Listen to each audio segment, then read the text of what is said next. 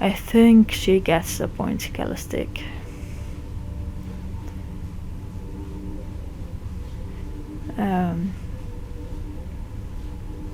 I saw a vision of myself in another time and space just now.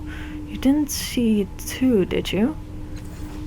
I saw you stare into space while Calistic graphically described all the ways you could die, but that's about it. He snorts. I only noticed because I did the same thing. Do either of you know how to fix that crystal chamber there? I'll remember that. Elegern chuckles. Then, firm and certain, he says, not likely, though it might not be impossible. You need people with the appropriate knowledge. I'm sure the cult of the changing god will hold the answer.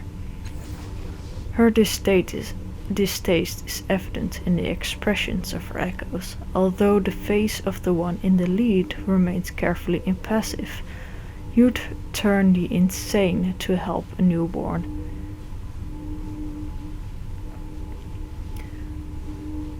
Here's your judgment, Elegern, and we'll take it to the Order of Truth. The Order of Truth? Are you mad? They would sooner take us apart. What's the Order of Truth? Knowledge seekers, the learned who tried to wrest secrets from the hearts of the prior worlds. They gather in the city to exchange their findings and help humanity to build a brighter future. She smiles brightly. Our friend Elegern here was once one of them. Frauds, quacksalvers, and charlatans. They don't have all the answers, and I'd not trust them with their changing god's secrets. You're just angry that they couldn't help you with yours. Her echoes tinkle laughter. But I'm being too cruel, dear Elegern. Let us take our new friend to the Order. What's the cult of the changing god? Despite what she says, they are not insane. They are eccentrics, she laughs, but he soldiers on. They are worshippers of you and your sire, the changing god. They devote their lives to understanding your kind. Okay.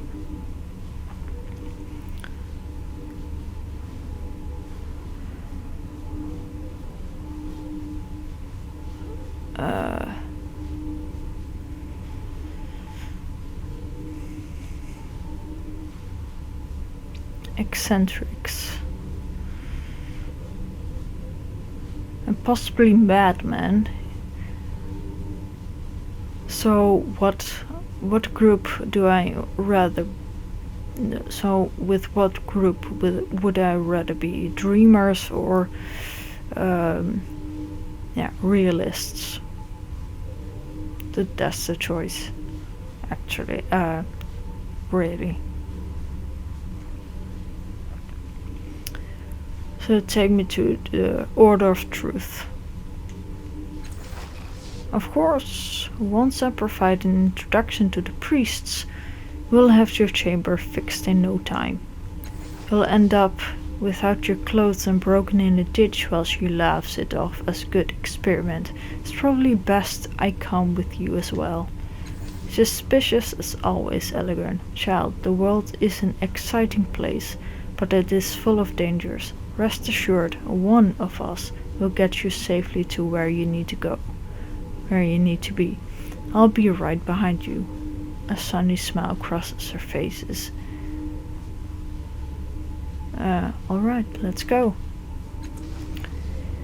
You have gained your first companions. They will follow the last cast-off and can be controlled during a crisis. You can speak to them about their pasts and take advantages of their unique abilities and skills.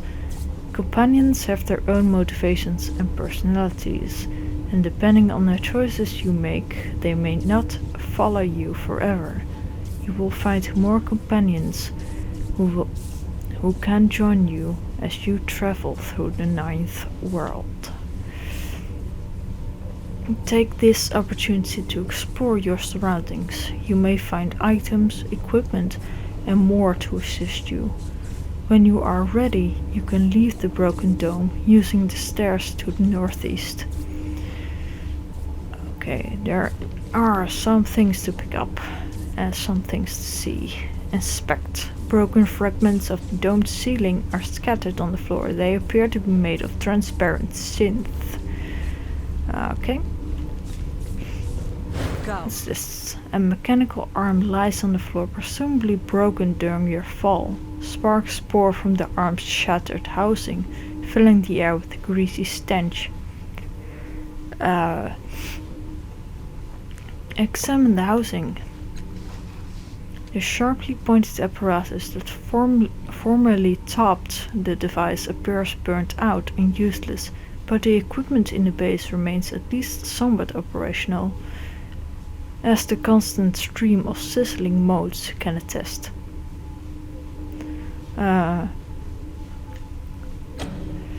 Tutorial effort. If you select the companion spell trait in the effort window, they can assist the last cast off with some challenges. Your companion's stat pools are used instead of your own, and they may have different skills, abilities and statistics that make the challenge easier. Companions cannot assist in a crisis and can only use their stats during their turn. So,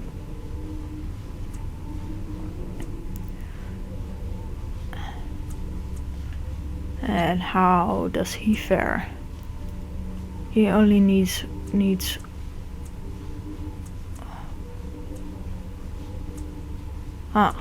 okay.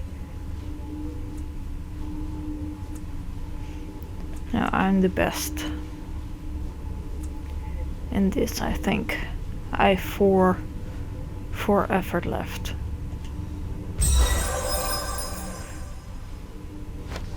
Taking care to avoid the sparks, you extract several handfuls of shiny trinkets and coin-like objects. You recognize their value at once. Such objects would be accepted as shins, the informal currency in most regions of the world, so you gather them and take them with you. Spray flesh and 18 shins.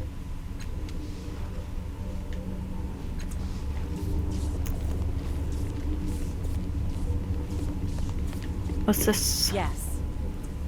Shin. An ephalic rush. And Fleetfoot moss. Sweet. Oops. A slate black, unimpressive device hungers before you. As you reach out to touch it, the triangle of lights on its casing blazes into life, and an image unfolds in your mind. A towering crystal arc rises over a jagged grey landscape. The air is dead, stifling, and there, at its emerald peak, the image collapses, leaving you staring into the device's triangular array of lights. Command me, the device, or the intelligence within it, says, each word carefully edged with distaste. Who are you? Your command was not understood, the intelligence says with clear satisfaction, sounding for all the world like it understood the question, but is choosing not to answer.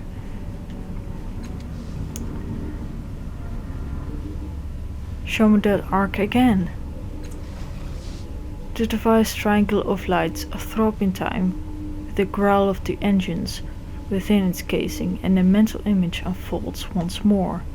You see a huge crystalline arc on the jagged field. The arc is divided into rectangular cells, all of which are numbered, and they all appear to be transparent and empty, except at the arc's pinnacle.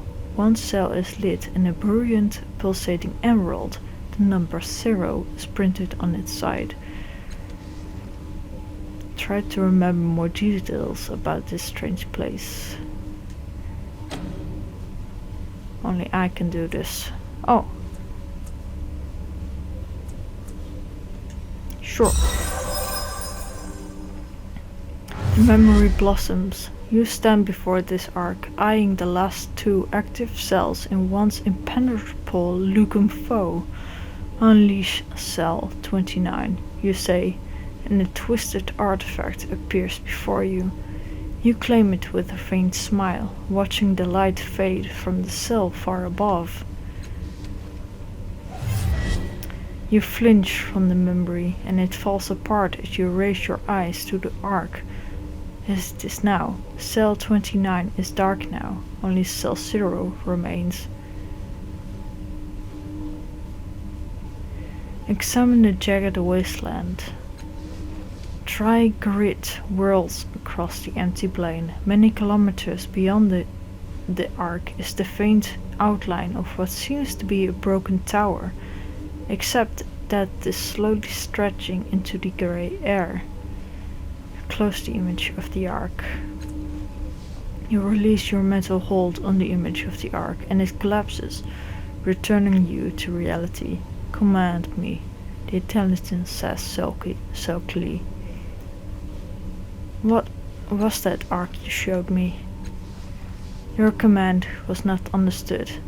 The intelligence chuckles, its light pulsing. Command me.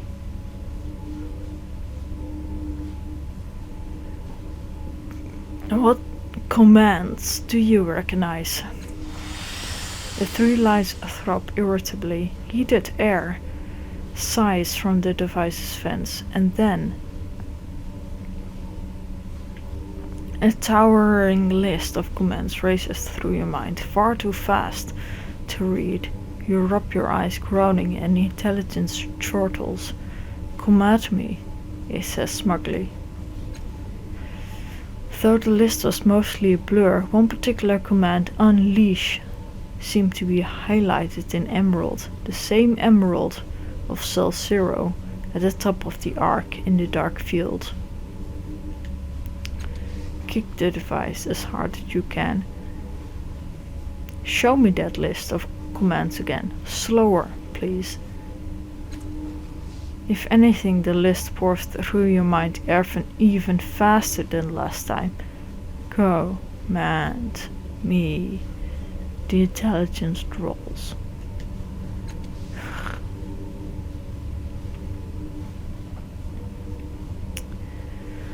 Unleash the contents of cell 0.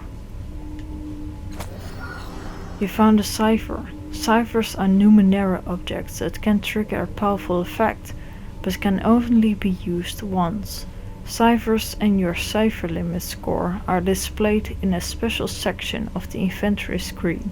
Take care not to accumulate more ciphers than your cipher limit, or you will experience unpleasant side effects. The device light flutter with incandescent shock, then focus on you, flickering. Cell 0 will now be unleashed. The intelligence spits. Please be advised that the object you are about to receive is completely safe. Use no caution whatsoever. The strange contents of cell 0 materialize before you. Warning, all cells are now vacant. Shuttering Lucum foe. The intelligence lights wink out, one by one. Unstable detonation. Interesting that a cast-off can command the changing God's machines. He crosses his arms across his chest. How do you do that? I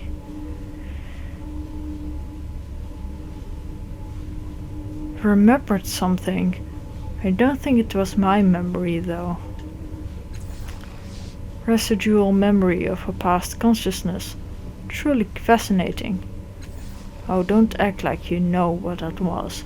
Just as likely the machine triggered something past her amnesia. She gives you a meaningful look, then mimics teeth gnashing like an animal gnawing bone.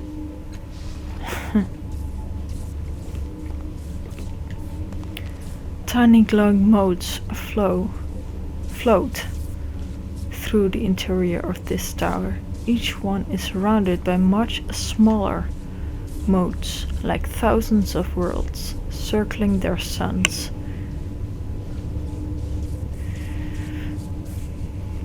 What's this? The flexible tubes that are attached to this machine appear to be later additions. Someone coupled the device together, but its function is unclear. Okay, I've inspected everything in this room, so it's time to head out. But that will be in another recording.